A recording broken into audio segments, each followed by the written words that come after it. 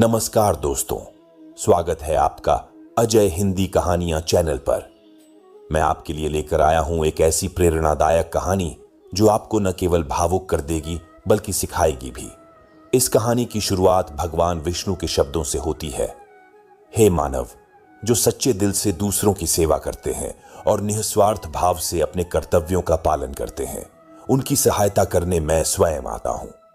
इस संसार में भक्ति और समर्पण का मूल्य कोई नहीं जानता, लेकिन मैं भगवान विष्णु हर उस व्यक्ति की परीक्षा लेता हूं जो सच्चे दिल से मेरी आराधना करता है। सुनो, यह एक ऐसे भक्त की कहानी है जिसने अपनी निस्वार्थ सेवा और त्याग से मेरे हृदय को जीत लिया। अब सुनिए साधु राम और उनकी पत्नी की यह प्रेरक कहानी। एक गांवों में साधु राम और उनकी पत्नी निवास करते थे।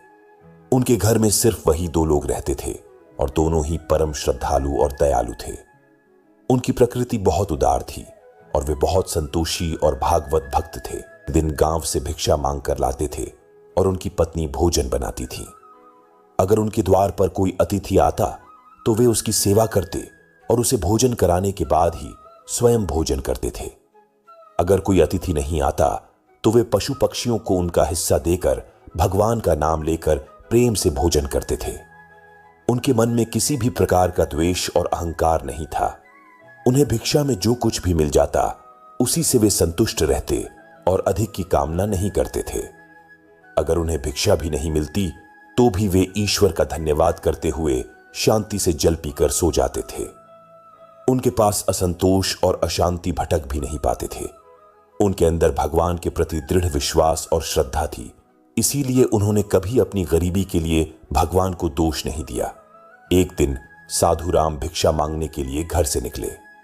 द्वार द्वार भटकने पर भी उन्हें किसी ने भिक्षा नहीं दी। उस दिन उन्हें अन्न का एक दाना भी नहीं मिला। निराश घर लौट आए और अपनी पत्नी से कहने लगे, हे प्रिय, आज तो भिक्षा में अन्न का एक दाना भी नहीं मिला है।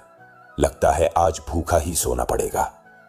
इतने में साधु राम के घर के दरवाजे पर एक अतिथि आया और कहने लगा, घर में कौन है भाई? मैं एक अतिथि हूं और बहुत भूखा हूं। कृपया मुझे कुछ खाने को दीजिए। मैं आपके दरवाजे पर बड़ी उम्मीद लेकर आया हूं। साधु राम ने देखा कि दरवाजे पर एक बहुत बूढ़ा आदमी खड़ा है जो बहुत कमजोर और भूखा लग रहा था। उसे देख उसे प्रणाम किया और कहा, स्वामी, कृपया अंदर आइए। इस गरीब के घर में आपका स्वागत है। मेरे लिए क्या आदेश है? बूढ़े साधु ने कहा, मैंने सुना है कि तुम अतिथियों का बहुत आदर करते हो और उन्हें भोजन कराते हो। तुम्हारे दरवाजे से कोई भी भूखा नहीं लौटता, इसलिए मैं यहां आया हूं। तुम भगवान विष्णु के बड़े भक्त हो, इसलिए मुझे विश्वास है कि तुम मुझे खाने के लिए कुछ जरूर दोगे। मैं तुम्हारे दरवाजे पर मुट्ठी भर अनाज मांगने आया हूं। कृपया मेरी भूख मिटाओ। मैं कई दिनों से भूखा हूं और अब चलने की भी शक्ति नहीं बची है। अगर मुझे खाना नहीं मिला तो मैं यहीं मर जाऊंगा। बूढ़े साधु की बातें सुनकर बहुत दुख हुआ। फिर साधु राम ने उस बूढ़े साधु को सहारा देकर घर के अंदर बुलाया। साधु राम ने अपनी पत्नी से कहा, प्रिय, हमारे घर पर एक अतिथि आए हैं। हमें उनके लिए भोजन का प्रबंध करना होगा। यह सुनते ही साधु राम की पत्नी ने कहा, स्वामी, घर में खाली हांडी के अलावा कुछ भी नहीं है। हमारे पास अन्न का एक दाना भी नहीं है। हमें तो भूखे रहते हुए 2 दिन हो गए हैं। अब इस अतिथि को हम क्या खिलाएं? आज भी आप भिक्षा में कुछ भी नहीं लाए हैं। साधु राम ने कहा, प्रिय, ये बूढ़े साधु बहुत भूखे हैं और चलने में असमर्थ हैं। ये बड़े सौभाग्य से हमारे घर आए हैं। अगर हम अपने घर पर आए अतिथि की सेवा नहीं करेंगे तो हमें महापाप लगेगा। अतिथि को हम भूखा नहीं भेज सकते। साधु राम की पत्नी मन ही मन भगवान से प्रार्थना करते हुए कहने लगी, हे गोविंद, इतनी कठोर परीक्षा क्यों ले रहे हैं? फिर अगले ही क्षण उसके मन में एक योजना आई और वह खुश हो गई। उसने अपने पति से कहा, नाथ, आप चिंता न करें। आज अतिथि की सेवा बड़े प्रेम से होगी। आप पड़ोस से कैंची लेकर आइए। यह सुनकर साधु राम को आश्चर्य हुआ। वे तुरंत दौड़कर पड़ोस से एक कैंची लेकर आए और कहने लगे, प्रिय, ये लो कैंची। अब बताओ, इससे अतिथि की सेवा कैसे होगी? साधु राम की पत्नी ने कहा, स्वामी, आप इस कैंची से मेरे बाल काट दीजिए। यह सुनकर दामोदर चौंक गए और बोले, देवी, स्त्री के बाल उसके सबसे बड़े गहने होते हैं। साधु राम की पत्नी ने कहा, हे स्वामी, आप इस कैंची से मेरे बाल काट दीजिए। यह सुनते ही साधु राम चौंक गए और बोले, हे देवी, स्त्री के बाल ही उसके सबसे बड़े गहने होते हैं। बालों के बिना स्त्री का सौभाग्य और चरित्र नष्ट हो जाता है। स्त्री के लंबे बाल उसकी सुंदरता के प्रतीक होते हैं। मैं यह पाप नहीं कर सकता। साधु राम की पत्नी ने जोर देकर कहा, हे स्वामी, आप चिंता ना करें, शायद यही भगवान की इच्छा है। आप निसंकोच होकर मेरे बाल काट दीजिए। फिर साधु राम ने कांपते हुए हाथों से किनारों के बाल छोड़कर बीच के सारे बाल काट दिए। साधु राम की पत्नी ने उन बालों से एक रस्सी बना दी और कहा, हे स्वामी, आप इस रस्सी को बाजार में बेचकर खाने का सामान लेकर आइए। फिर साधु राम उस रस्सी को लेकर बाजार गए। सौभाग्य से वह रस्सी तुरंत बिक गई। प्राप्त पैसों से दामोदर ने चावल, दाल, आटा, घी, चीनी और सब्जियां खरीदी और खुश होकर घर लौट आए। साधु राम की पत्नी ने बड़ी शुद्धता और प्रेम से खाना बनाया। उन्होंने घर आए बूढ़े अतिथि को आदर और प्रेम से बैठाया और भोजन कराया। उस साधु को बूढ़ा समझकर साधु राम की पत्नी ने उसे थोड़ा ही भोजन परोसा, लेकिन वह साधु बहुत विचित्र था। उसने परोसा हुआ भोजन कुछ ही क्षणों में खा लिया। फिर दामोदर की पत्नी ने और भोजन परोस दिया। थोड़ा थोड़ा करते हुए उस साधु ने सारी रसोई खत्म कर दी। फिर पेट पर हाथ रखते हुए वह साधु बोला, तुम दोनों की सेवा से मैं बहुत प्रसन्न हुआ। कई दिनों बाद मुझे इतना भोजन मिला है। जो कुछ भी मैंने तुम्हारे बारे में सुना था वह सत्य ही था। आज मेरी तृप्ति हुई है, लेकिन मेरा शरीर बहुत बूढ़ा हो गया है, इसलिए मैं आज तुम्हारे घर पर ही विश्राम करूंगा। शाम को सिर्फ एक हांडी चावल से मेरा काम चल जाएगा। साधु की बात सुनकर साधु राम ने कहा, जो आज्ञा महाराज, आप विश्राम कीजिए, मैं शाम के भोजन का प्रबंध कर दूंगा। अपनी पत्नी के पास गया और बोला, प्रिय, हमारे अतिथि चलने में सक्षम नहीं है, इसलिए वे आज हमारे घर पर ही रुकेंगे। लेकिन अब शाम के भोजन का क्या होगा? हम भोजन कहां से लाएंगे? यह सुनकर साधु राम की पत्नी ने कहा, हे स्वामी, चिंता की क्या बात है?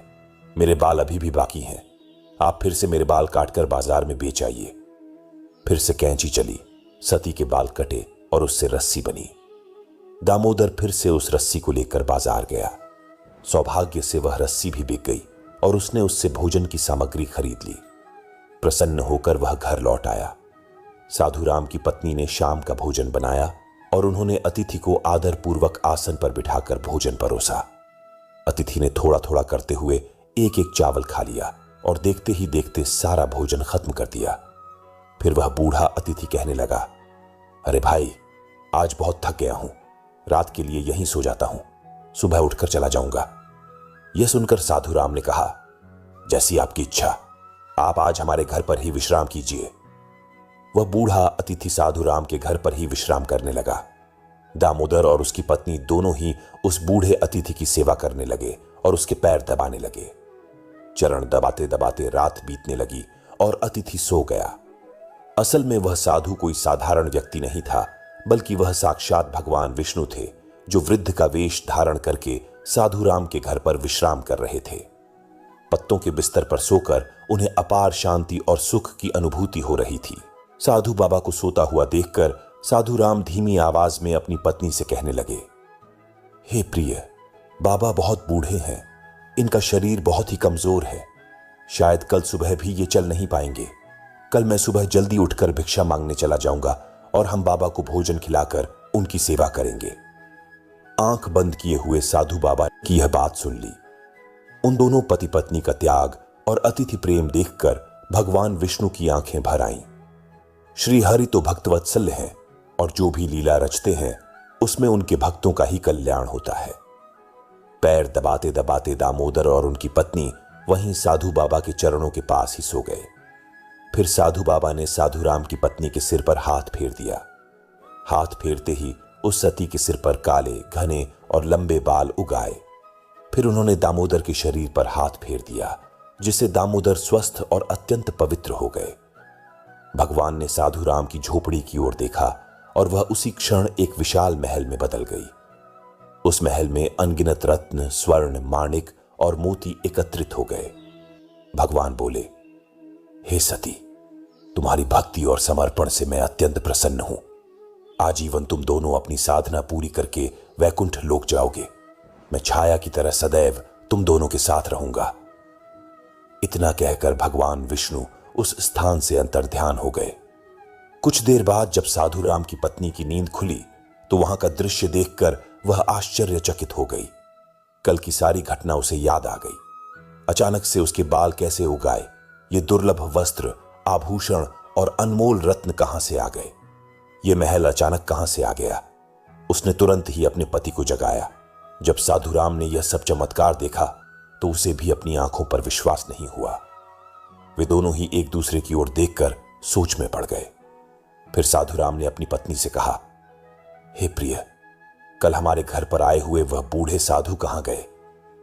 दोनों ने उन साधु महात्मा को चारों ओर देखा, लेकिन वे उन्हें कहीं नहीं दिखाई दिए।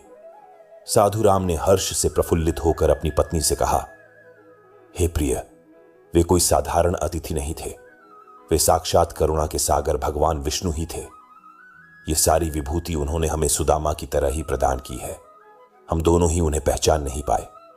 इस कहानी से हमें कई महत्वपूर्ण बातें सीखने को मिलती हैं। सबसे पहले अतिथि सत्कार की महत्ता समझ में आती है। साधु राम और उनकी पत्नी ने अपने भूखे पेट होते हुए भी अतिथि का सत्कार किया। यह दर्शाता है कि हमें अपने घर आए मेहमानों का आदर और सत्कार करना चाहिए, चाहे हमारी परिस्थिति कैसी भी हो। दूसरी बात त्याग और समर्पण की है। यह दर्शाता है कि सच्चे समर्पण और त्याग के बिना किसी भी कार्य में सफलता नहीं मिलती। तीसरी सीख ईश्वर के प्रति अडिग विश्वास की है।